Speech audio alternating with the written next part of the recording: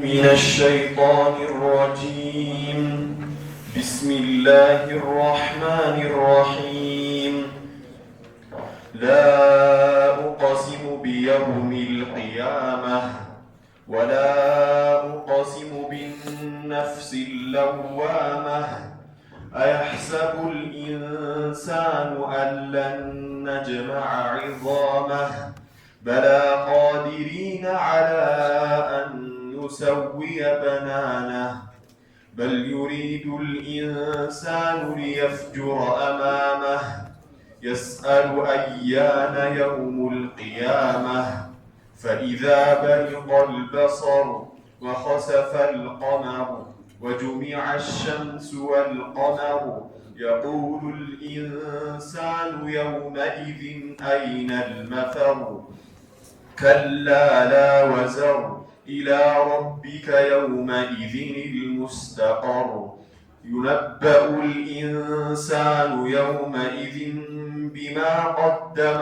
وأخر بل الإنسان على نفسه بصيرة ولو ألقى معاذيره لا تحرك به لسانك لتعجل به إن علينا جمعه وقرآنه فإذا قرأناه فاتبع قرآنه ثم إن علينا بيانه.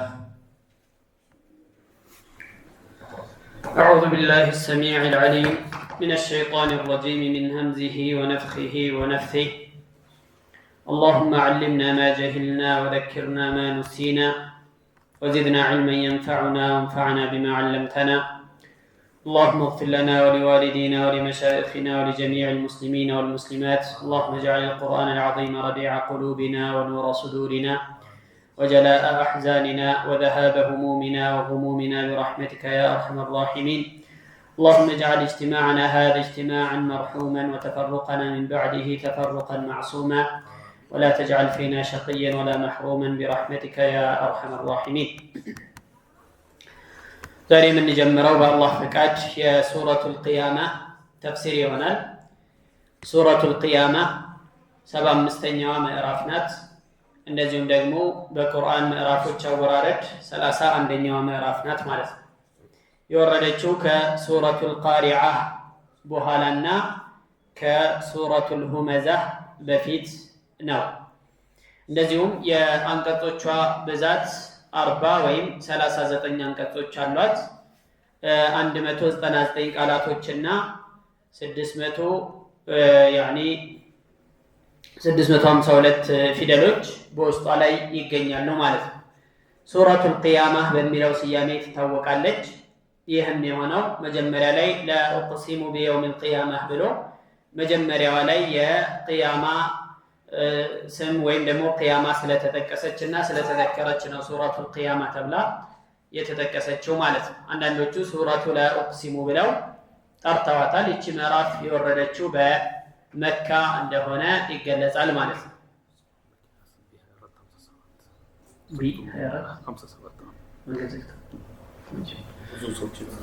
ቢ2457 መኪና መንገድ ዘግተዋል እያሏቸው ነው ማለት ነው። እና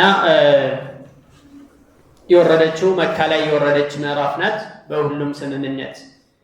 من أوائل ما نزل في العهد المكي መካ ላይ ከወረዱ የመጀመሪያ ምዕራፎች የምትጠቀስ ምዕራፍ ናት ማለት ነው። የምዕራፏ መውዱዕ ወይም ደግሞ የምትዳስሳቸው አንኳር ጉዳዮች በዋናነት الحديث عن يوم القيامة ስለ ቂያማ ቀን ዜና፣ ስለ ቂያማ ቀን ወሬ ነው የምትናገረው። በውስጧ ላይ ያለው የሙታን መቀስቀስ፣ አላህ Subhanahu Wa Ta'ala ፊት ቀርቦ መተሳሰብ፣ በሰሩት ስራ በተናገሩት ንግግር የሚሰጥ ምንዳን በተመለከተ ትዳስሳለች። እንደውም ሰዎች የሚያጋጥማቸውን ጉዳይ በተለይ ኩፋሮች የሚያጋጥማቸው ከባባድ አደጋዎችና አስፈሪ ነገሮችም እንደዚሁ ትጠቅሳለች።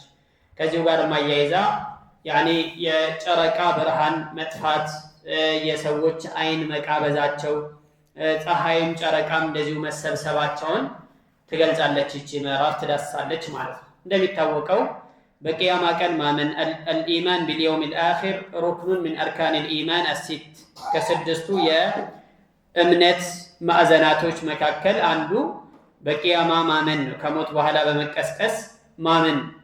ስለዚህ ጉዳይ ደግሞ አንስቶ የሚዳስሰው ከዚህ በፊት እንደተነጋገርነው መካ ላይ የወረዱ ምዕራፎች በዋናነት ይህንን ጉዳይ ከሞት በኋላ የመቀስቀስን ነገር በጣም በትኩረት እንደሚዳስሱ እንደሚናገሩ ከዚህ በፊት ለማየት ሞክረናል ማለት ነው። እንደዚሁም ስለ ወህይና ስለ ሪሳላ ስለ ቁርአንና የነቢዩን ዓለይሂ ሰላቱ ወሰላም መልእክተኝነትን የተመለከተ ጉዳይም እንደዚሁ ያነሳሉ። የመካ ምዕራፎች ማን ነው እንደሚታወቀው لا تحرك به لسانك لتعجل به إن علينا جمعه وقرآنه فإذا قرأناه فاتبع قرآنه ثم إن علينا بيانه ملو የነቢዩን ዓለይሂ ሰላቱ ወሰላም ወህይ ሲወርድላቸው የነበራቸውን ሁኔታ እንዴት እንደነበር የነገሮችን ይዳስሳል ማለት ነው። እና ይሄ የመካ ምዕራፎች ከሚዳስሷቸው አንኳር ጉዳዮች አንዱ ይህ ነው። ስለ ቂያማ መናገር፣ ከሞት በኋላ መቀስቀስ፣ ስለ መልእክተኝነት፣ ስለ ቁርአን፣ ስለ ወህይ የመሳሰሉት ነገሮች ማለት ነው።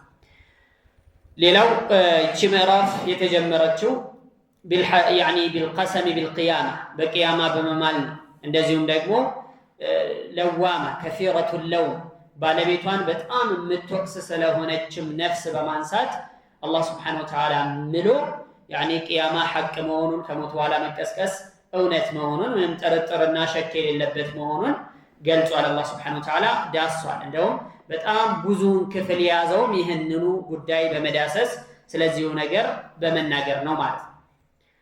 ሌላው وفيما عدا ذلك فقد بينت السورة أن القيامة حق وأن الإنسان ينبأ فيها بما قدم وأخر የቂያማ ቀን የሰው ልጅ በጠቅላላ አስቀድሞ የሰራውንም አዘግይቶ የሰራውንም ሁሉንም ስራዎችን በጠቅላላ ትንሹንም ትልቁንም ግልጹንም ድብቁንም ምንም ነገር ሳይቀር የሰራው ነገር በጠቅላላ ይነገራል። ከዛ በኋላ በዚሁ ስራው መሰረት ኢማ ሱዓዳ ተተላዕለኡ ውጁሁሁም ኑራን ወይ እድለኞች ሆነው ፊታቸው በብርሃን በጸዳል የሚንቦገቦግ የሚያበራ የሚያብረቀርቅ የሚያምር የተዋበ ይሆናል። እንደዚሁም ደግሞ የአላህን ስብሓነሁ ወተዓላ ፊት በማየት ይቀማጠላሉ፣ ይደሰታሉ። ጀነት ውስጥ ጸጋ የተባለን ሁሉ ያገኛል። አሊያ ደግሞ አሽቅያ ይሆናል፣ እድለቢስ ሲሆኑና ውጁሁሁም ቃቲመቱን ሙዝሊመቱን ያዕሉሃ ዙሉ ወልቀተራ ከዚህ በፊት ያሉ አንቀጾችም ላይ ወይም ሌሎች ምዕራፎችም ላይ እንዳየናቸው በውርደትና በጽልመት የተዋጡ ይሆናሉ። እድለቢስ ከሆኑ ኩፋሮች ከሆኑ በማዕሲያ በወንጀል ራሳቸውን የበደሉ ራሳቸውን የወለሙ ከሆኑ በዛ መልኩ የቂያማ ቀን ውርደት የተባለ ሁሉ ይሸፈናቸዋል። እንደዚሁም ደግሞ ጽልመት ሁሉ ይከናነባቸዋል የሚል ተነግሯል። እዚህም ምዕራፍ ላይ ይህንኑ ይዳስሳል። ሌላው ይህ ምዕራፍ ከሚያነሳው ጉዳይ መካከል ሌላኛው ስለ ሰከረተል መውት ይናገራል። እያንዳንዱ ሰው የማይቀርለት የሆነው ሁሉም ነፍስ የሚቀምሰው የሆነውን ሞት የእሱን ጉዳይ የእሕቲዳርን ጉዳይ ጣረ ሞት ላይ ሲደርስ የሚኖረው ሁኔታ ምን ይመስላል የሚለውን ይዳስሳል። ወልኢንሳኑ ዩዓሊጁ ሰከራተል መውት በሰከረተል መውት በጣም ይጨነቃል፣ ይታገላል። ወየብሐሱ ናሱ ለሁ ሚን ዒላጅን ዱነ ጀድዋ ያለምንም ጥቅም ሕክምና የተሻለ ሕክምና የተሻለ ሐኪም ስፔሻሊስት ማን ነው፣ ጥሩ ሐኪም የሚባለው ማን ነው፣ ጥሩ ሆስፒታል የት ነው እየተባለ ሰው ሁሉ ይሯሯጣል። እሱ ግን ዱንያን ሊለያጅ እንደሆነ እነሁ ሙፋሪቁን ሊዱንያ የተየቀን እርግጠኛ ይሆናል። በቃ የኔ ነገር አለቀልኝ ማለት ነው፣ ዱንያን ተሰናበትኩኝ ማለት ነው እያለ ወظن أنه الفراق የመለያያ ጊዜ መሆኑን ቤተሰቦቹን ዱንያን በጠቅላላ ሊሰናበት መሆኑን እርግጠኛ ይሆናል። ሰው ግን በቃ ልክ ሩሑን አላህ ስብሓነሁ ወተዓላ እንዲወጣ ያዘዘውን ሩህ ዶክተር ይመልሰው ይመስል ዶክተር ለዶክተር ይጨነቃል ሰው ማለት ነው። ሱብሃንአላህ። እና ስለዛም ጉዳይ እንደዚሁ ይዳስሳል። እነሁ ሙቅቢሉን ዐላ ረቢ ወልተፈት ሳቁ ቢሳቅ ባትና ባት በሚጠላለፍ ጊዜ በሚያያዝ ጊዜ ኢላ ረቢከ የውመኢዚን ልመሳቅ የዛን ቀን መሄጃው መንገዱ ወደ ጌታህ ነው በማለት አላህ ስብሓነሁ ወተዓላ ይናገራል። እዚሁ ምዕራፍ ላይ ይህንን ጉዳይ ይዳስሳል ማለት ነው። በተለይ ደግሞ ይህ ሙሕተደር የሆነው ይህ ጣረ ሞት ላይ የደረሰው ሰው ሚነል ካፊሪን ከሆነ ከካዲያኖች ከኩፋሮች ከሆነ ሊገለጽ የማይችል የሆነ ክብደትና አደጋ ነው የሚያጋጥመው።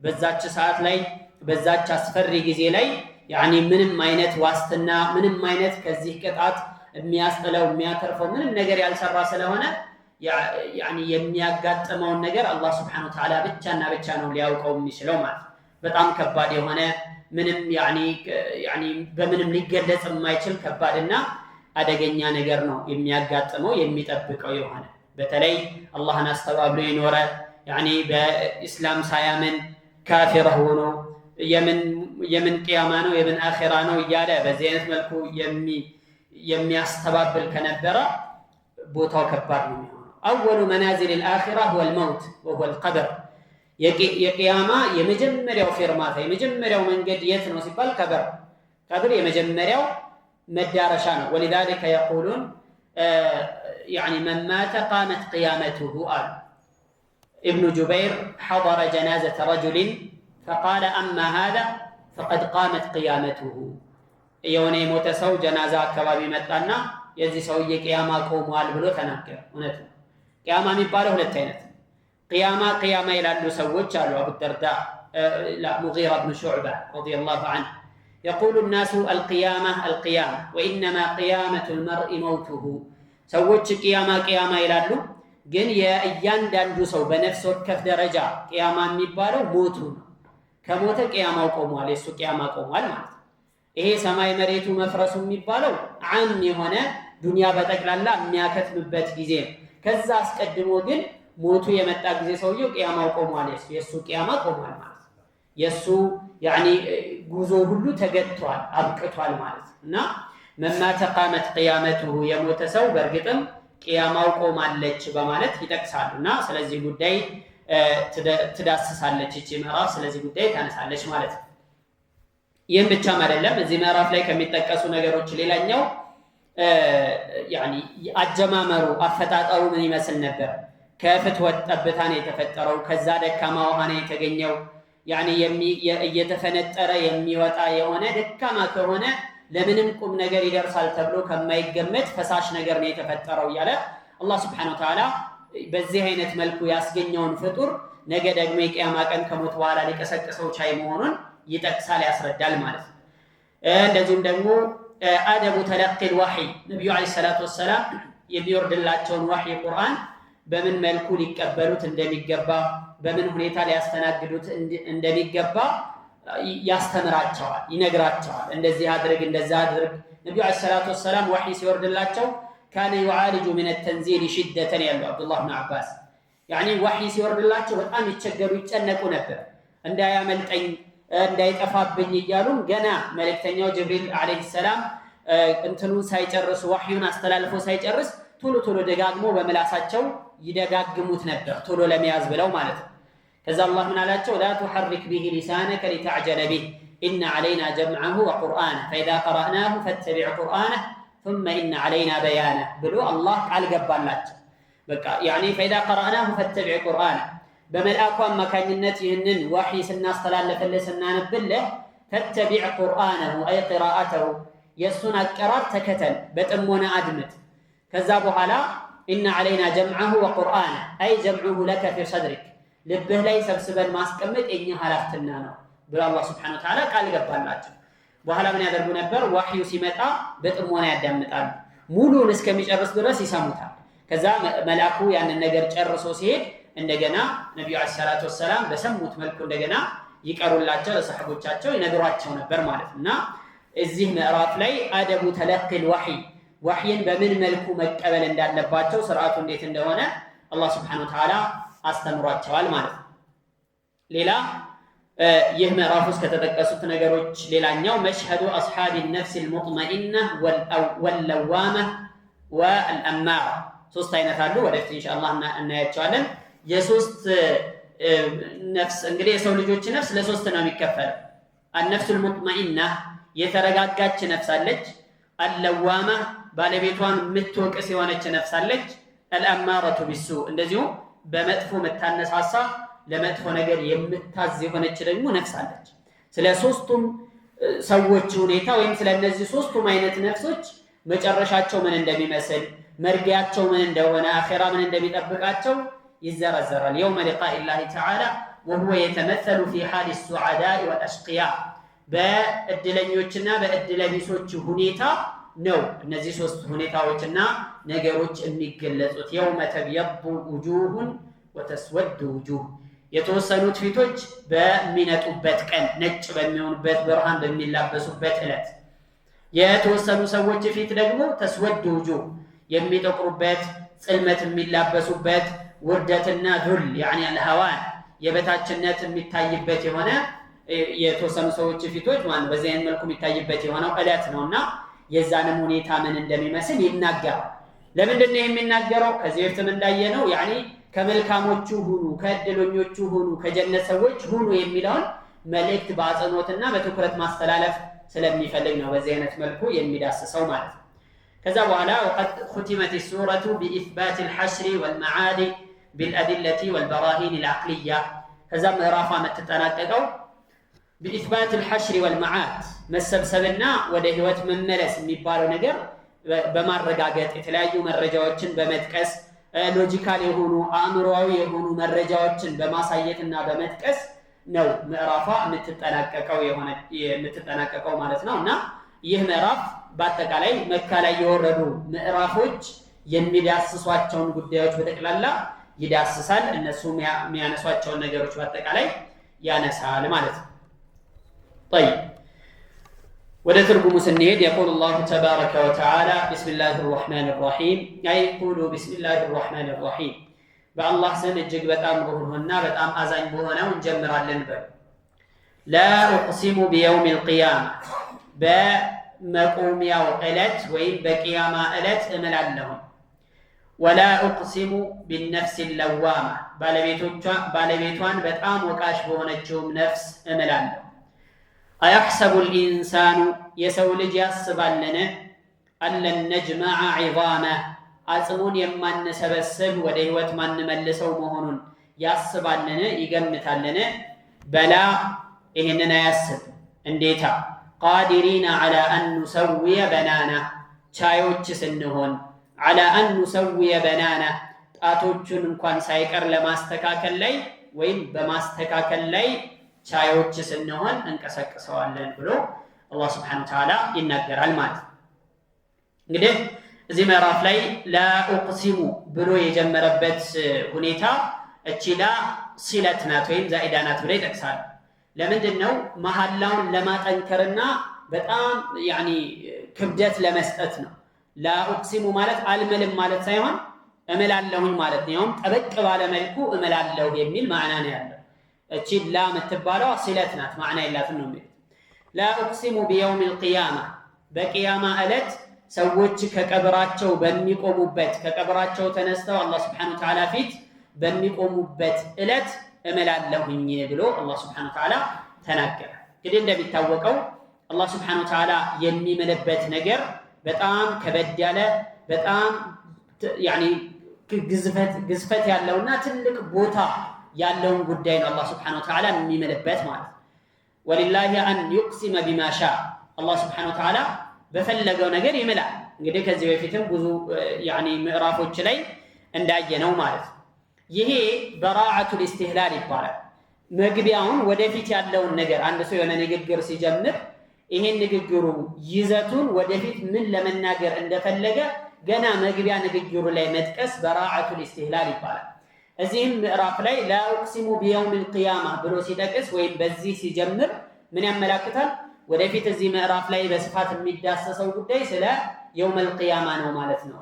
ስለ ትንሣኤ ቀን ነው ማለት ነው። ሰዎች ከቀብራቸው ስለሚነሱበት ዕለት ነው ማለት ነው የሚል በራዓተል ኢስቲህላል አለበት ማለት ነው። እና አላህ Subhanahu Wa Ta'ala በመጨረሻው ቀን ቢልየውሚል አኺር ማለት ይህም ብቻ ሳይሆን ስለ ቂያማ ቀን ብቻ በመጥቀስ ውስጡ ላይ የሚከሰቱ ክስተቶችን የሚከሰቱ ነገሮችን በጠቅላላ በተضمን ውስጥ ላይ አካቶ ነው የማለበት ማለት ነው። ስለ ቂያማ ሲናገር ከሞት በኋላ ስለመቀስቀስ፣ አላህ ፊት ስለመቅረብ፣ ሒሳብ ስለመተሳሰብ፣ ሲራጥ ስለመሻገር፣ ስለ ጀነት፣ ስለ ጀሃነም፣ ጀነቱ ስላሉ ጸጋዎች፣ ጀሃነሙ ስላሉ ኒቅማዎችና አዛቦች፣ ቅጣቶች ሁሉ አብሮ በውስጥ ተጠቃሎ ነው እየተነገረ ያለው ማለት ነው። እና ይሄ ሁሉ የሚያካትት የሆነ ንግግር ነው ይቃል لا أقسم بيوم القيامة بلو يالو لزانو مالت الله سبحانه وتعالى لقيامة كان يتلاجو سيامي وتسدتو قرآن وسط أكسوتا القارعة الحاقة يوم التغابن الذي يالا بوزو سيامي وتشن أكسولا وين ببوزو سيامي وسيموتا لمن دنو እነዚህ ስያሜዎች እያንዳንዳቸው ያላቸው ማዕና የሚሰጡት መልእክት የዛችን ቀን ባህሪ የያዘችውን አደጋ የያዘችውን መከራ ክብደቷን ሁሉ የሚገልጽ ስለሆነ አልቃሪዓ አልሐቃ የውም ተጋቡን የውም القيامة እነዚህ ሁሉ ነገሮች የቂያማን ምንነት ይጠቅሳሉ ያብራራሉ ማለት ነው። ከዚያም አስከትሎ እንዲህ አለ ወላ اقسم بالنفس اللوامة እንደዚሁም እምላለሁኝ بالنفس اللوامة ባለቤቷን በጣም ወቃሽ በሆነችው ነፍስ እምላለሁ اللوامة هي كثيرة اللوم ማለት በጣም የምትወቅስ የሆነች ባለቤቷን يعني ረፍት ማትሰጠው የሆነች ምን ላይ ነው የምትወቅሰው ሲባል ሰለፎች የተለያየ ማዕና ሰጥተዋል የምትወቅሰው በሸር ነገር ላይም በኸይር ነገርም ላይ ትወቅሰዋለች ምን ማለት ነው ሸር ነገር ከሰራ ለምን ሰራ እንዴት አላህን ታምጻለህ እንዴት ወንጀል ላይ ትወድቃለህ እያለች ትወቅሰዋለች ኸይር ሲሰራ ደግሞ ለምን አትጨምርም ነበር ይሄ ብቻ መቼ ይበቃሃል ለምን እንደዚህ አታደርግም እያለች ትወቅሰዋለች ላደረገው ነገር ሁሉ ወቃሽ ናት ለይሄ ደግሞ የሙእሚን ሰው ነፍስና የሱ ነፍስ يعني ማሳያ ሙእሚን የሆነ ሰው ነው እንደዚህ አይነት ضمير እንደዚህ አይነት ንቁ የሆነ ሐይ የሆነ ضمير ልቦና የሚኖረው ምን አይነት ሰው ነው ሙእሚን የሆነ ሰው ራሱን የሚያይ ከሆነ አላህ Subhanahu Wa Ta'ala የሰጠውን ጸጋ የዋለለትን ውለታ አይቶ ሲያበቃ ከዛ በኋላ ደግሞ እሱ ያለበትን ተቅሲር እሱ ያለበትን ቸልተኝነት እሱ የሚሰራውን ጥፋት የሚገኝበትን መጥፎ ቦታ ሁሉ እያነሳች የምትወቅሰው ነፍስ የሙእሚን ሰው ነፍስ ናት ከዚህ ጋር አያይዘው ነፍስ አላህ Subhanahu Wa Ta'ala ቁርአን ውስጥ እንደገለጸው በሶስት ትከፈላለች ይህንን ብዙ ዑለማዎች ከቁርአን ጋር አያይዘው ጠቅሰውታል منهم ابن القيم رحمة الله عليه في كتابه إغاثة اللهفان في مصائد الشيطان أو عن مصائد الشيطان من كتاب الله الزالعي لب سيبال ولا سوست كفل الله كده لب سيبال عندنا قرآن حي يهونا هياو يهونا تبلو تدقصال إلى ጊዜ ميت تبلوم تدقصال يموت ማለት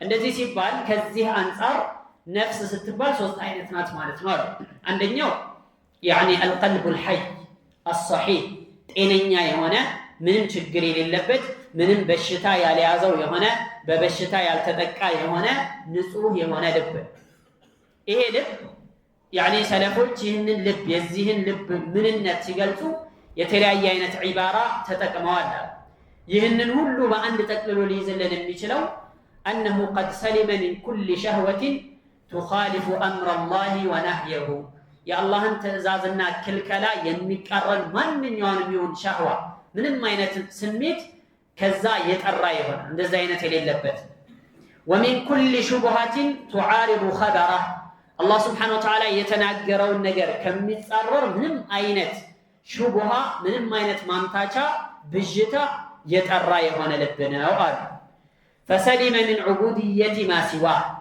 كالله لا أكل باريا كمهن يترى هنا لب وسلم من تحكيم غير رسوله كملك تنيوج إلى دانينا فراج دربو كمامتات سلام هنا لب فسلم في محبة غير الله معه فسلم من محبة غير الله معه كالله جعلنا أكل لكن الله أدربو كمودد سلام هنا كزيه يدانا لب ومن خوفه ورجائه والتوكل عليه كالله جعلنا أكل كمفرات كمكجل بس لي كمنكات بس لي كمدقف سلام هنا لب الذي فالقلب السليم هو الذي سلم من أن يكون لغير الله فيه شرك بوجه ما إن يالب مالت كالله سبحانه وتعالى وجل الله أكل من ماينة شرك ميبال ምንም አይነት የአምልኮ ዘርፍ ከአላህ ውጭ ላለ አካል ከመስጠት ጤነኛ የሆነ ልብ يعني ባርነቱን ለአላህ ሙሉ ለሙሉ ያጠራ የሆነ ልብ ፈልጎት ወዶት አላህ ላይ ተመክቶ ወደሱ ተመልሶ ፈርቶት ከጅሎት ተስፋ አድርጎት ስራውን ሁሉ ለሱ አጥርቶ የሚሰራ ሰው ልብ ነው ጤነኛ ልብ የሚባለው። ከወደደ ለአላህ ብሎ ነው የሚወደው፣ ከጠላ ለአላህ ብሎ ነው የሚጠላው፣ ከሰጠ ለአላህ ብሎ ነው የሚሰጠው ነገር በጠቅላላ፣ ከከለከለም ለአላህ ሲል ነው የሚከለክለው። እና ይሄ አይነት ልብ ጤነኛ የሆነ ልብ ማለት እንደዚህ አይነቱ ልብ ነው። የውመ ላ የንፈዑ ማሉን ወላ በኑን ኢላ መን አተላህ ቢቀልቢን ሰሊም ብሎ አላህ ስብሓነሁ ወተዓላ የጠቀሰው የቂያማ ቀን ሰላም እንደሚሆን እንደሚድን ቃል የገባለት ልብ ይህ ነው። ያ አየቱሃ ነፍሱ ልሙጥመኢና እርጅዒ ኢላ ረቢኪ ራድየተን መርድያ ፈድኹሊ ፊ ዒባዲ ወድኹሊ ጀነቲ ተብሎ የምትጋበዘው የሆነችም ልብ የዚህ አይነት ልብ ናት በማለት አንደኛውን ይጠቅሳል። ሁለተኛው የልብ አይነት ደግሞ አልቀልቡል መይት የሞተ ልብ፣ ሙት የሆነ ልብ፣ ምን ቢሉት የማይሰማ የሆነ ልብ፣ ድንጋይ የሆነ ከድንጋይም የባሰ ድርቀት ያለበት የሆነ ልብ ማለት ወሁወ አልቀልቡል መይቱ አለዚ ላ ሐያተ ቢሂ ምንም አይነት ህይወት የሌለበት የሆነ ልብ የሞተ ልብ ማለት ነው። ፈሁወ ላ ያዕሪፉ ረበሁ ስለ ጌታው ምንነት አያውቅ፣ አያመልከው፣ አይታዘዘው። ያኒ መልካም ነገር ልስራ ብሎ መነሳሳት ምናምን የለበትም።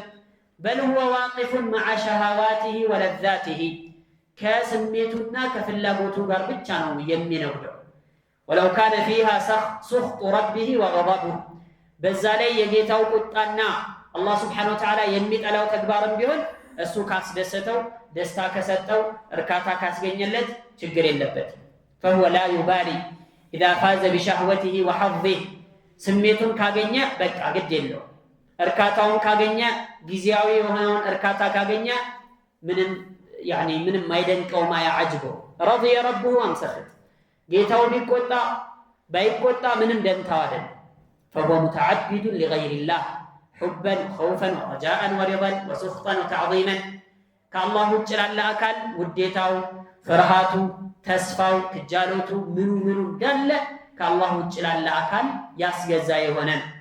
ከወደደ ለስሜቱ ሲል ነው። ከጠላም አብገض ሊሀዋሁ ለስሜቱ ሲል ነው የሚጠላው። ቢሰጥ ለስሜቱ፣ ቢነፍግ ለስሜቱ። ፈሁወ አተሩ ዒንደሁ ወአሐቡ ኢለይህ ሚን ሪዳ መውላህ አላህን ከማስደሰት እሱ የሚፈልገውን ከመስራት ይልቅ የራሱን ነፍስያ መከተል ነው የሚያምር። ወሊዛሊከ የቁሉ ላሁ ተባረከ ወተዓላ አረአይተ መን ኢተኸዘ ኢላሀሁ ሀዋህ ወአضለሁ ላሁ ዐላ ዒልሚን ወኸተመ ዐላ ሰምዒሂ ወቀልቢሂ ወጀዐለ ዐላ በሰሪሂ ግሻወተን ፈመን የህዲሂ ሚን በዕዲላህ ብሎ አላህ ሱብሓነሁ ወተዓላ ይጠይቃል።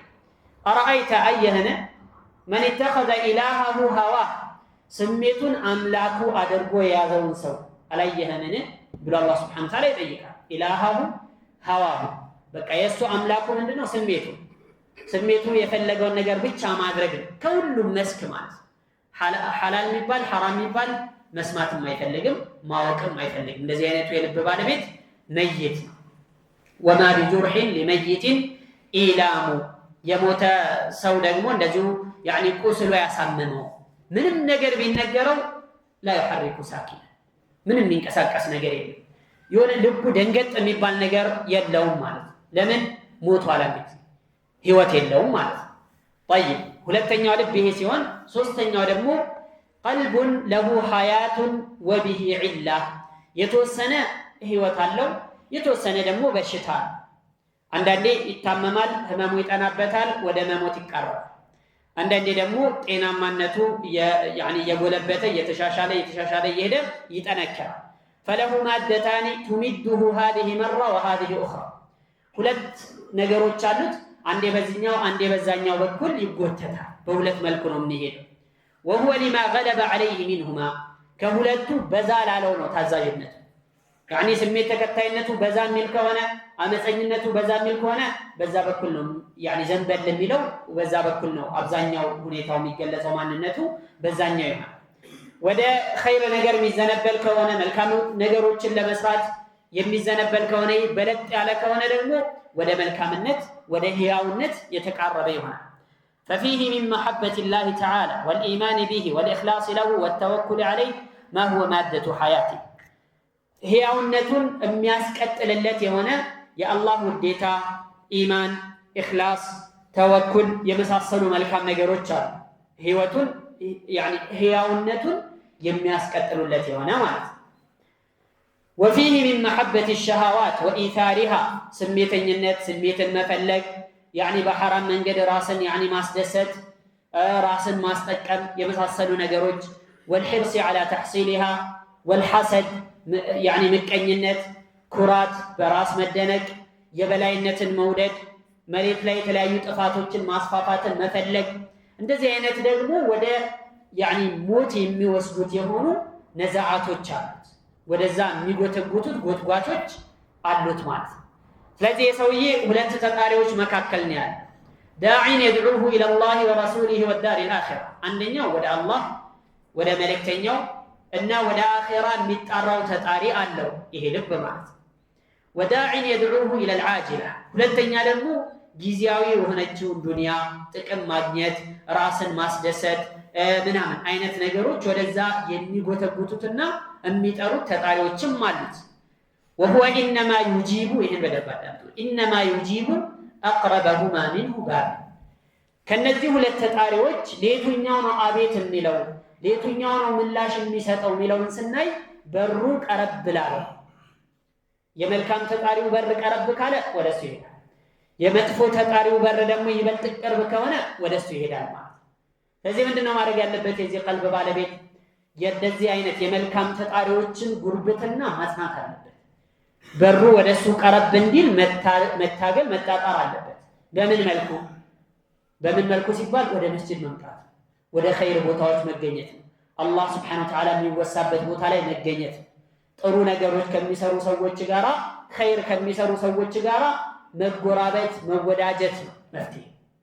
ምክንያቱም ሰው ማንን ይመስላል ሲባል ጓደኛውን ነው የሚመስለው፣ አጠገቡ ያለውን ነው የሚመስለው። እንደዚህ ወደ መጥፎ የሚጣሩትንሳ በሩቁ መሸሽ ማራቅ፣ በቻለው መንገዶቹን መዝጋትና ወደ የነሱን ጥሪ ጆሮ እንዳይደርስና እንዳይሰማ መታገል ነው ያለበት። እንደዛ ከሆነ ወደ ጤናማነት ሰላም ወደ መሆን የቀረበ ይሆናል ማለት ነው። ወአድናሁማ ኢለይሂ ጂዋራን فالقلب الأول حي مخبت لين واع። የመጀመሪያው ልብ ጤነኛ ነው፣ ህያው ነው፣ ወደ አላህ ተመላሽ ነው። ለይን ልዝብ የሆነ ልብ ነው፣ ለዘብተኛ። ዋዒን የሚሰጡትን ምክሮች ቋጥሮ መያዝ የሚችል ልብ ነው የመጀመሪያው ልብ ማለት። የቀልብ ህመምና ጤናማነትን ስንናገር ስለ ልብ ህመም ስለ ልብ ድካም ምናምን እያወራን እንዳልሆነ ግልጽ ነው። ከኢማን አንጻር አላህን ከመፍራት አንጻር ያለው ቦታ ታይቶ ልብ ለሶስት ይከፈላል የተባለው ከዚህ አንጻር ጤነኛ ልብ ነው፣ ሰላማዊ ልብ ነው፣ ህያው ልብ ነው ሲባል አላህን Subhanahu Wa Ta'ala የሚያወሳ ዚክርን የሚያበዛ ዓሚር የሆነ የደመቀ የተዋበ የሆነ ልብ ማለት ነው። የሞተ ልብ ሲባል ደግሞ አላህን Subhanahu Wa Ta'ala የማይፈራ የሆነ መንኩስ የሆነ የተገለበጠ የተደፋ የሆነ ልብ لا يعرف معروفا ولا ينكر منكرا፣ መልካምን ነገር አያውቅ መጥፎን ነገር አይከላከል። እንደዛ አይነቱ ልብ የሞተ ልብ ይባላል። النفس اللوامة ሲባል ደግሞ እዚህ አያ ላይ የተጠቀሰው የትኛው ልብ ነው ሲባል መጨረሻ ላይ የተጠቀስነው ሁለቱም አይነት ማዳዎች ያሉበት የሆነው ልብ ነው። النفس اللوامة هي التي تلوم صاحبها، ባለቤቷን በጣም የምትወቅስ የሆነች ልብ ናት። ኸይር ነገር ለምን አልጨመርክም፣ ለምን የበለጠ ኸይር አልሰራህም እያለች የምትወቅሰው፣ ሸር ነገር ላይ ለምን ታየህ፣ ለምን እዚህ ቦታ ላይ ተገኘህ እያለች የምትወቅሰው የሆነችው ልብ ናት النفس اللوامة ብሎ የተጠቀሰው ማለት ነው። የሞተ ልብ ደግሞ የተባለው إن النفس لأمارة بالسوء، النفس الأمارة بالسوء ማለት ባለቤቷን በጣም ለመጥፎ ነገር የምታነሳሳ የምትጋብዝ የሆነች ነፍስ ናት። هي النفس الأمارة بالسوء إن النفس لأمارة بالسوء إلا ما رحم ربي። ጌታዬ ያዘነለት ሰው ሲቀር ነፍስ በጣም በመጥፎ ነገር አዛዥ ናት በማለት አላህ Subhanahu Wa Ta'ala ሱረት ዩሱፍ ላይ ሒካያ አድርጎ እንደተናገረው ማለት እና እነዚህ አይነት ልቦች አሉ። የኛ ልብ ከየትኛው ነው የሚለው ሁላችንም ራሳችንን ልንጠይቅበት የሚገባ ማስተካከል ይቻላል፣ ተውበት ማድረግ ይቻላል። አዎ ይቻላል። አላህ Subhanahu Wa Ta'ala በሩን ክፍት አድርጓል። إن الله يبسط يده بالليل ليتوب مسيء النهار በቀን ጥፋት ያጠፋ ሰው እንዲመለስ አላህ Subhanahu Wa Ta'ala በሌሊት እጆቹን ይዘረጋል አለ ነብዩ ሰለላሁ ዐለይሂ ወሰለም። በቀንም እጆቹን ይዘረጋል ሌሊት ላይ ጥፋት ያጠፋ ሰው እንዲመለስ ብለው የአላህ መልእክተኛ ተናግረዋል። ተውበት ማድረግ፣ ይቅርታ መጠየቅ፣ እስትግፋር ማብዛት፣ ዒባዳዎችን ማብዛት፣ ኸይር ነገሮች ላይ በብዛት መገኘት መፍትሄ ነው። ልብን የሚያክመው በዚህ መልክ ሲሆን ልብ የሚሻለው የታመመ ልብ ጤነኛ የሚሆነው እነዚህ ነገሮች ሲያስተካክልና በእነዚህ ነገሮች ራሱን ሲያንጽ ነው ማለት ነው። ስለዚህ እዚህ ቦታ ላይ አላህ Subhanahu Wa Ta'ala የማለው በሁለት ነገሮች ነው። በቂያማና በነፍስ አለዋማ ባለቤቷን በጣም ወቃሽ በሆነችው ነፍስ ነው የማለው ማለት ነው። ላ የሚለው አፍራሽ እንዳልሆነ ሌሎችም ቦታዎች ላይ ሌሎች የቁርአን አያዎችም ላይ እንደዚሁ ተመሳሳይ ነገር ተጠቅሷል። لئلا يعلم أهل الكتاب ألا يقدرون على شيء من فضل الله ለምሳሌ لئلا يعلم أهل الكتاب የመጽሐፉ ባለቤቶች ያውቁ ዘንድ ተብሎ ነው የሚተረጎመው። ላ ምትለዋ يعني አፍራሽ ስላልሆነች ማለት ነው። فلا وربك لا يؤمنون የሚለውም ተመሳሳይ ነው። فوربك لا يؤمنون እንደማለት قال يا هارون ما منعك إذ رأيتهم ضلوا ألا تتبعني أبو موسى عليه السلام لهارون من قالت يا هارون أنت هارون هوي ما منعك من دنيك لك إذ رأيتهم ضلوا أمنوا من جلستوا ستاياتوا ألا تتبعني أنين كمكة أن تتبعني ما أنين كمكة لك لك له من دنيا السياق جده بلو موسى عليه السلام بيقول نبر على أي حال عند زينة القرآن بوزو بوتاوش نتشارت ብዙ ቦታዎች ላይ ላ ዛኢዳ የሆነች ትመጣለች። ስለዚህ ላ أقسم بيوم القيامة ولا أقسم بالنفس اللوامة የሚለው ላ አፍራሽ ሳትሆን ሲለት ናት። ተጨማሪ ለተውኪድ ለማጥበቅ የተጨመረች የሆነች ቃል ናት ማለት ነው። طيب أين هو جواب القسم አሁን لا أقسم بيوم القيامة በቂያማ ቀን እንላለሁኝ እንደዚሁም ደግሞ ባለቤቷን በጣም ወቃሽ በሆነችው ነፍስ እንላለሁኝ አለና የማለበት ነገር ምንድነው አልተጠቀሰም። ቀጥሎ ያለው ግን ምን እንደሆነ ያመላክታል። እሱም ምንድነው ለቱብዓቱነ ትቀሰቀሳላችሁ የሚል የወደቀ የተማለበት ጉዳይ ወድቋል ማለት ነው። እሱም ለቱብዓቱነ የሚል ማዕና አያሕሰቡ الإنسان أن لن نجمع عظامه የሰው ልጅ ያስባልን አያሕሰቡ الإنسان አያሕሲቡ ተብሎም ተቀርቷል። أن لن نجمع عظامه አጥንቶቹን የማንሰበስብ መሆኑን ያስባልን? አይ እንደዚህ እንኳን እንዳያስብ እንሰበስበዋለን እንችላለን ብሎ አላህ Subhanahu Wa Ta'ala እየተናገረ ነው። አያሕሰቡ الإنسان ማለት አይል ካፊር የተፈለገበት የሰው ልጅ ሲባል አይ አየظن الكافر المكذب بالبعث والنشور መቀስቀስና አላህ ፊት መቅረብን የሚያስተባብል ከሃዲ የሆነ ሰው ያስባል እንዴ أن نقدر على جمع عظامه بعد تفرقها وصيرورتها رميما ورفاتا كتبتاتنچ بوهلا يعني تبتاتنا كافر قال تقلاقلا ሙሉ አፈር ከሆነች በኋላ የማንሰበስበው መሆኑን ያስባልን? ይሄን ያስብ እንደዚህ አይገምት ብሎ አላህ Subhanahu Wa Ta'ala የተናገረው። ይሄ ሰበብ ንዙሉ ምንድነው ሲባል ሙፈሲሮች የሚጠቅሱት አንድ ነገር አለ። قال نزلت هذه الآية في عدي ابن أبي ربيعة عدي بن أبي ربيعة أن أخنس ابن شريق يتباله لسويش نبر وكان النبي عليه الصلاة والسلام يقول عنهما يا الله نيكن يا سلا الناس من يلو نبر اللهم اكفيني جاري السوء الله ينزين مدفو قربيتوج أبكاين يندو أنت بكاين يالو دعاء ربو نبر قربيتوج تاتشو نبرو قل مدفو قربيتوج نبرو آدام يادرقو የሚያውቋቸው የሚያስቸግሯቸው ነበርና اللهم اكفيني جاري السوء እነዚህን መጥፎ ጎረቤቶች አንተው በቃኝ እያሉ ዱዓ ያደርጉባቸው ነበር።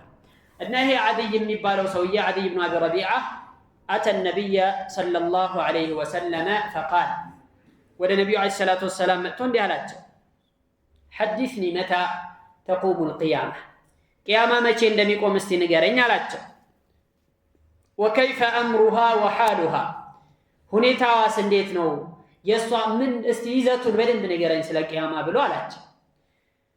فأخبره النبي صلى الله عليه وسلم عنها يا الله መልእክተኛ ስለ ቂያማ ምንነት እንዴት እንደምትቆም እንዴት እንደምትከሰት ነገሩት።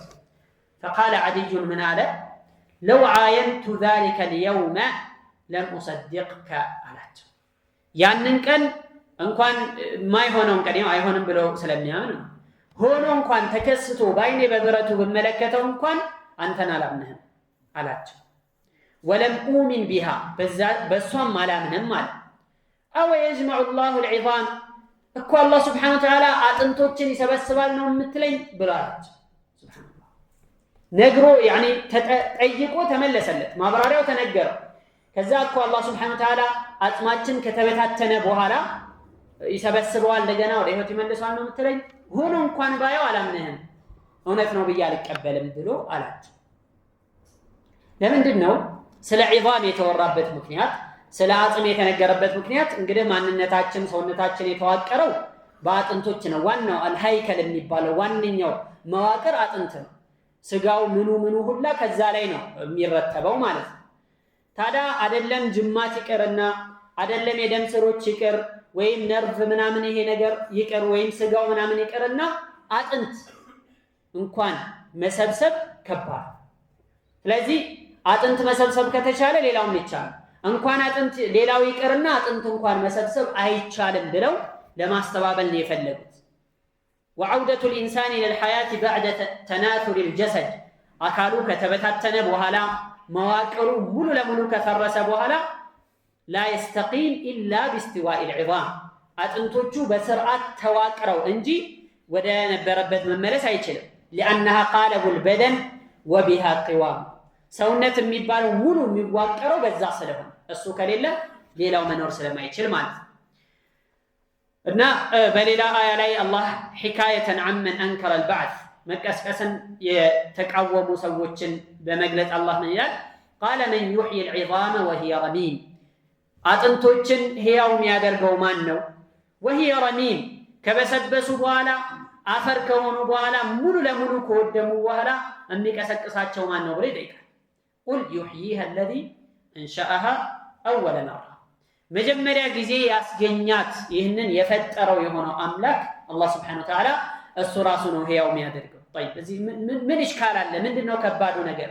እንደውም ቢከብድ ኖሮ የመጀመሪያው ነበር የሚከብደው ካለምንም ነገር ማስገኘት ብሎ አላህ ስብሓነሁ ወተዓላ ይገልጻል፣ ይናገራል ማለት ነው። ወሁወ አለዚ የብደኡ ልኸልቀ ሱመ ዩዒዱሁ ወሁወ አህወኑ ዐለይህ እንደሚለው ማለት ነው።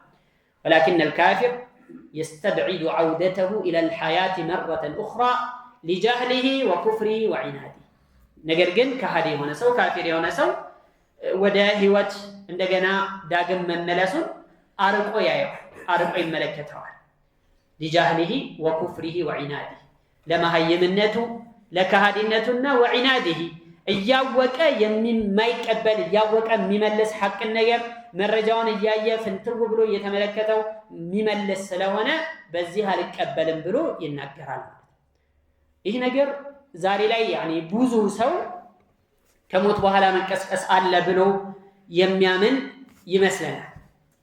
ግን በሚያሳዝን ሁኔታ ወይም ደግሞ ያኔ ከባድ በሆነ ሊገመት በማይችል መልኩ አንዳንድ የፍልስፍና አመለካከቶችን የሚያጠኑ ሰዎች ከኛው ምን በኒ ጅልደቲና ከሙስሊሙ ማህበረሰብ ቀላል ቁጥር የማይባል በርካታ ቁጥር ያለው ወጣቱ ክፍል እንደዚህ አይነት የፍልስፍና አስተሳሰቦችን እያራመደ ያለበት ተጨባጭ ነው ያለው። የፍልስፍና መጽሐፎችን ያነባል። ከዛ በኋላ የሚያየው የሚያምነው የሚያውቀው የሚቀበለው ምንድነው? የሚያየው ነገር ብቻ ይሆናል። ይሄው ህይወት ነው፣ ሌላ ህይወት የሚባል ነገር የለም፣ ከሞት በኋላ መቀስቀስ የሚባል ነገር የለም ብሎ ለማስተባበል ያኒ ወደ ኋላ አይል። ይህን ነገር ሲያስተባብል ምንም ነገር የሚያግደው የሚይዘው ነገር አይገኝም ማለት ነው። ስለዚህ ራሳችን እንደዚሁም በዙሪያችን ያሉትንም ሰዎች ከእንደዚህ አይነት አስተሳሰብ ልንጠብቅ ግድ ይለናል።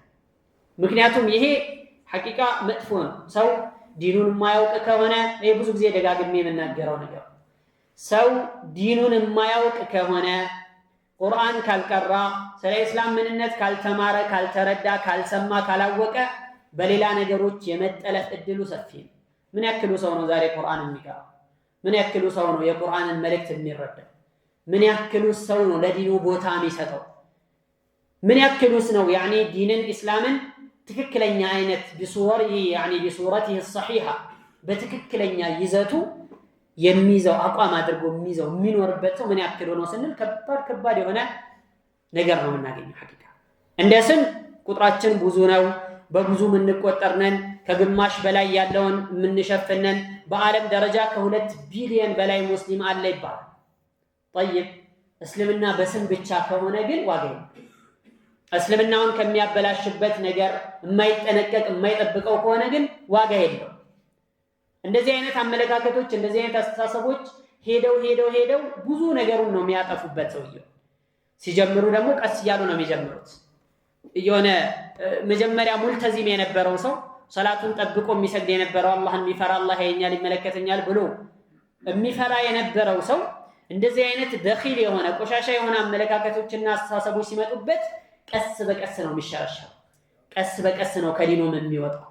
ዛሬ አንዱን ነገር ያስተባብላል፣ ነገ ሌላ ነገር ይጨምራል፣ ከነገ ወዲያ ሶስተኛ ነገር ይጨምራል እያለ ቀስ በቀስ የምን ሶላት ነው የምን ዘካ ነው ሰዎች አልተረዱምና ነው እንጂ እኮ ሶላት ስገዱ ሲባል በቀን 5 ጊዜ እየታጠባችሁ ሱጁድ እየወረዳችሁ ማለት አይደለም፣ ልባችሁን አጥሩ ማለት ነው ይላል።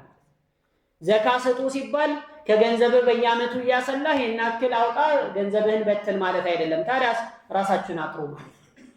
ሐጅ አድርጉ ሲባል ከመጥፎ ነገሮች ራቁ ማለት ነው እንጂ ይሄ እያለ መጨረሻ የሌለው ያኒ እዚህ ቦታ ላይ ቁም ተብሎ ገደብ የሌለው የሆነ መጥፎ የሪዋያ መንገድ ውስጥ ነው የሚገባው። ይሄ ውስጥ ለውስጥ ያለ አሳዛኝ ሁኔታ ነው ሐቂቃ። ስለዚህ ቅድምም እንዳልኩት ራሳችንም ይሁን በዙሪያችንም ያሉ ቤተሰቦቻችንም ወንድም እህቶቻችንን ልናነቃ ይገባል። ስለ ዲን ትንሽ እንዲሰሙ ስለ ኢስላም እንዲያውቁ ዝም ብሎ በባህልና በስም ብቻ ከመሄድ እንዲርቁ ማድረግ ይገባል። ዛሬ ላይ እኮ ብዙ ጣዋሞችን ነው እያየናል።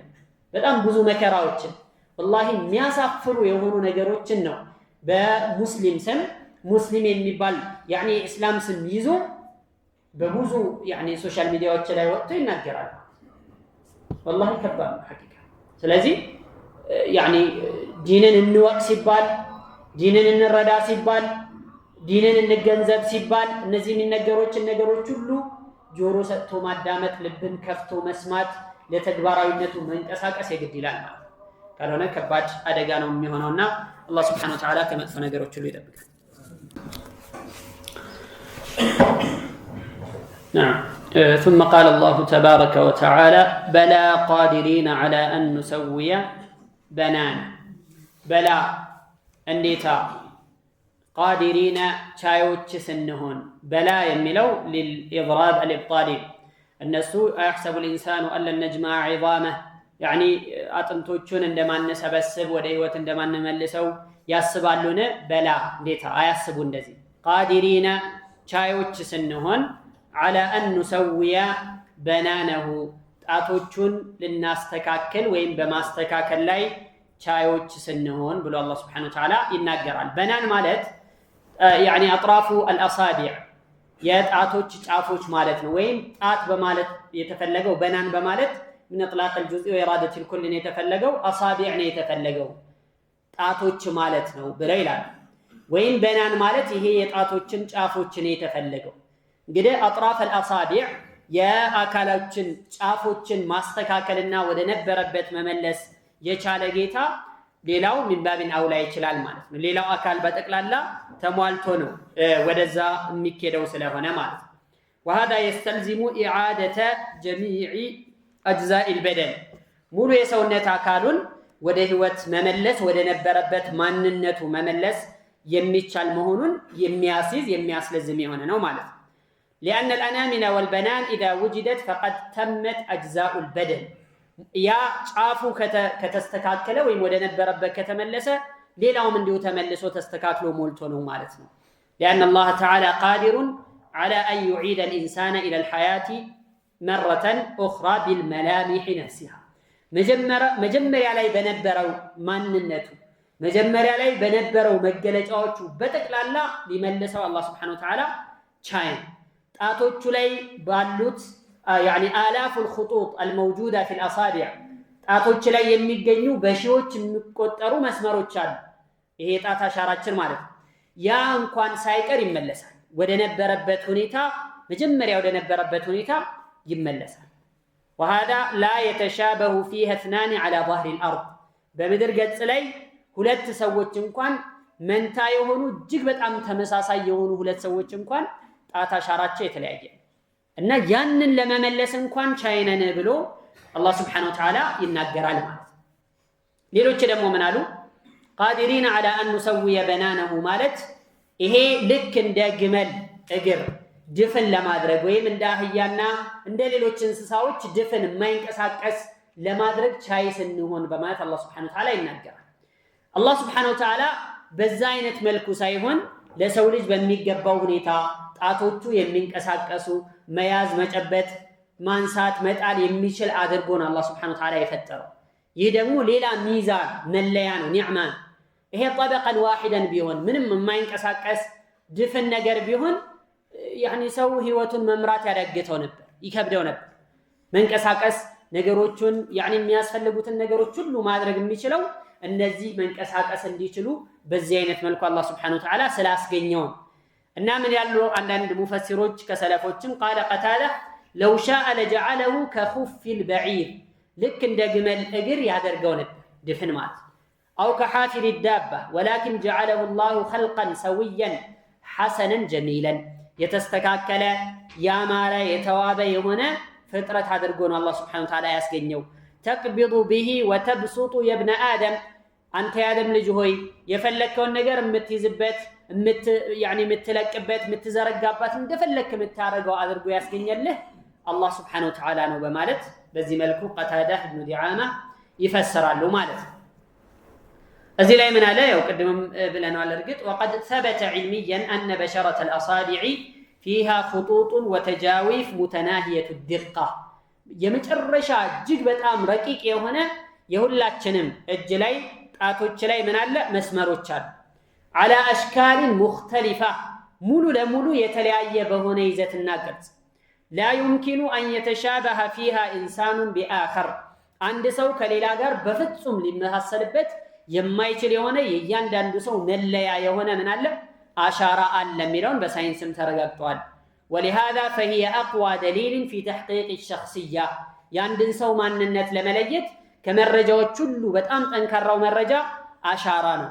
وتمييز الانسان من غيره ببصمة اصابعه በጣቶቹ አሻራዎች አንድን ሰው ከሌላው ይለያል። ይሄ መለያው ነገር ነው። فهي تشتمل على المفاصل والعظام الدقيقة والأظافر والعروق ብዙ ነገሮችን ደግሞ ውስጡ ላይ አካቶ ያዘን። طيب الله سبحانه وتعالى بلا قادرين على أن نسوي بنانا ይሄን አሻራውን እንኳን ሳይቀር የጣቶቹ ላይ ያሉትን እንኳን ሳይቀር አስተካክለን ለመመለስ ቻይነን ብሎ አላህ Subhanahu Wa Ta'ala ሲናገር ይህ ቁርአን ከአላህ ዘንድ የወረደ መሆኑን ማስረጃ ነው ማሳያ ነው ማለት ነው አለ። ምክንያቱም ከ1400 ዓመታት በፊት ሰው ይህንን ነገር ተመራምሮ ሊደርስበት አይችልም። በቅርብ ጊዜ ነው ነገር የታወቀውም ጭምር ማለት ነው። ስለዚህ ይህ የቁርአንን الإعجاز የተአምራዊነት የቁርአንን ሐቀኛ ከአላህ Subhanahu Wa Ta'ala ዘንድ የወረደ ትክክለኛ መልእክት መሆኑን አስረጅ አሳየ ነው ብለው ዑለማዎች ይጠቅሳሉ ማለት ነው። طيب ከዛ በኋላ አላህ Subhanahu Wa Ta'ala ምን አለ? بل يريد الإنسان ليفجر أمامه يسأل أيان يوم القيامة بل يلقنم يريد الإنسان የሰው ልጅ ይፈልጋል ليفجر أمامه የፊት ለፊቱን ነገር ሊያስተባብልና ሊያስዋሽ ይፈልጋል። ليفجر ليكذب يسأل أيان يوم القيامة ይጠይቃል። أيان يوم القيامة أي متى يوم القيامة የቂያማ ቀን መቼ ነው የሚቆመው እያለ ይጠይቃል ብሎ አላህ Subhanahu Wa Ta'ala ተናገረ ማለት ነው። بل يريد الإنسان ليفجر أمامه ማለት ወደፊት የሚከሰተውን ነገር ወደፊት የሚመጣውን ነገር ለማስተባበል ሊያስዋሽ ከሞት በኋላ መቀስቀስ የሚባል ነገር የለም ብሎ ለማስተባበል ይፈልጋል። يسأل ይጠይቃልም أيان يوم القيامة የቂያማ ቀን መቼ ነው እሺ አለ ካላችሁ መቼ ነው የሚቆመው እያሉ ይጠይቃል። ቁርአን ውስጥም በተለያዩ ቦታዎች ይህንን ጥያቄ እንዳነሱ ይናገራል። አላህ ምን ብሎ መለሰ? ቁል በላቸው لكم ميعاد يوم ለናንተ የቀን ቀጠሮ አላችሁ لا تستأخرون عنه ساعة ولا تستقدمون ከዛች ሰዓት ትንሽም ቢሆን አትዘገዩ እንደዚሁም ትንሽም ቢሆን ወደፊት አትቀደሙም በተባለው ሰዓት በዛው ሰዓት ላይ ይከሰታል ያ ቀጠሮ አለ ብሎ አላህ Subhanahu Wa Ta'ala መልስ ሰጥቷል። መቼ ነው ቂያማ የሚቆመው ብሎ መጠየቅ ሳይሆን ትልቁ ቁም ነገር ቂያማ እንዳለ ማመን لأن كل آت قريب እንደው በሺዎች የሚቆጠሩ ዓመታትም ዘግይቶ ይምጣ ከፈለገ ግን መሆን አይቀርም ብሎ ማመን ግዴታ። ኩሉ አቲን ቀሪብ የማይመጣ ነገር ነው እንጂ ሩቅ የሚባለው የሚመጣ ነገር ከሆነ ቅርብ። ማንኛውም ነገር ከሆነ የማይመጣ ነገር ከሆነ طيب يعني ሩቅ ነው ይባላል። ግን የሚመጣ ነገር ከሆነ የፈለገ ቢሆን ቅርብ ነው ማለት ኩሉ አቲን ቀሪብ።